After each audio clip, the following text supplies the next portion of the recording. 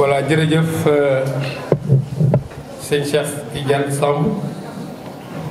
wax ci mbooloo mi nag dana xaw a jafe tuuti ndax yaakaar naa ne bu suñuy sëriñ toogee fii ñuy wax ci mbirum lislaam di wax ci mbirum jàmm yaakaar naa sunu kàddu du ci mën a sori loolu.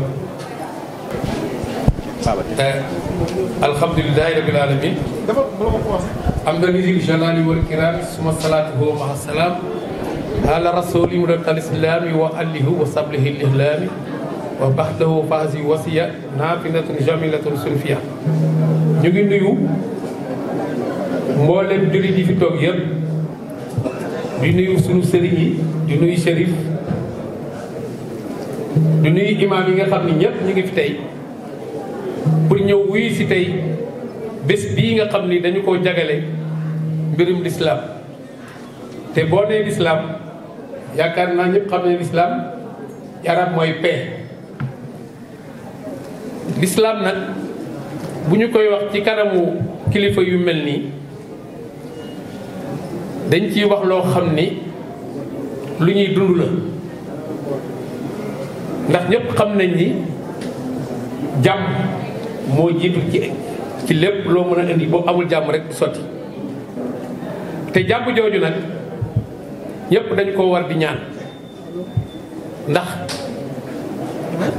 ay moom dafa baaxul ndax doo xam fa mu yem du yem ci boppu borom ba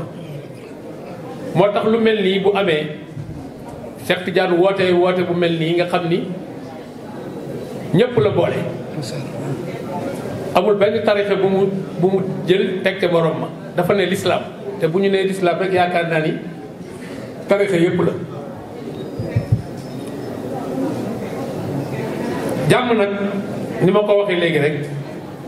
ci la lépp wékku dañuy fàttali ndax balaa maa sori sunu xarit sunu mbokk koo xam ne jàmm rek la doon wër muy Maam Mor Samb mi nga xam ni foo ko fekk jàmm rek la doon woote conférence bu mu def jàmm rek la fay wax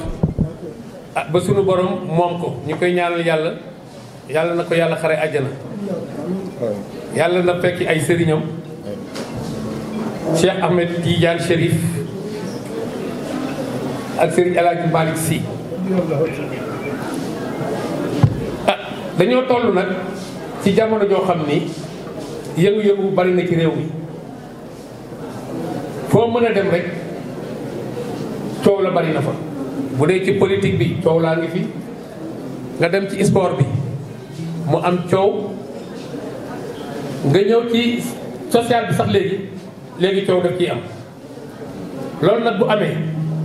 woote rek waxtaan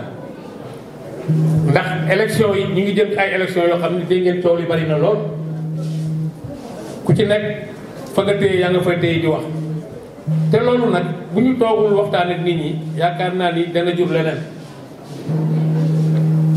agression yooyu nag agression kii rek am na agression verbale ndax réseau yi ngeen dégg léegi lu nekk ciy dégg réseau yi lu ne nga ciy dégg lu ne nga ciy gis loo xam ne amalul askan wi njariñ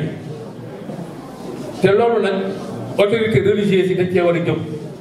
taxaw ci ak autorité étatique yi parce que loolu buñ ci jógee rek yaakaar naa ni calme dana am paix dana am waaye tant que ku nekk fa nga ne yaa ngay wax lu la neex yaa ngay jëfe nu mu la neexee kenn du la wax dara loolu musiba rek lay jur moo tax ñuy ñaan suñu autorité religieuse yi ñu dugal ci seen loxo bu baax di gën a ñaanal réew mi di gën a ñaanal dëkk yi pour yi nga xam ne ci la ñuy jëm ñu def ko ci paix ndax yàlla pare na nit ñaa ngi xëccoo ñu ngi reyante lu nekk ñu ngi fay def waaye ñëpp xam nañ ni yàlla moom moo yore mbir bi yëpp yàllaay fal ndax yàlla nee na allahumma malikal mulk tuktil mulka man tashaaw wa tanzihu mulka min man tashaaw wa tuxisu man tashaaw wa tuzillu man tashaaw bi yaadikal xeyri innaka ala kulli shay'in qadir loolu nag ku ko xam war ngaa noppatu waaye lu ne nga dugg ci lu ne nga def ko pour mën a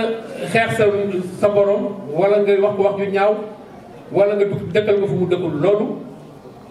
moo tax tey jii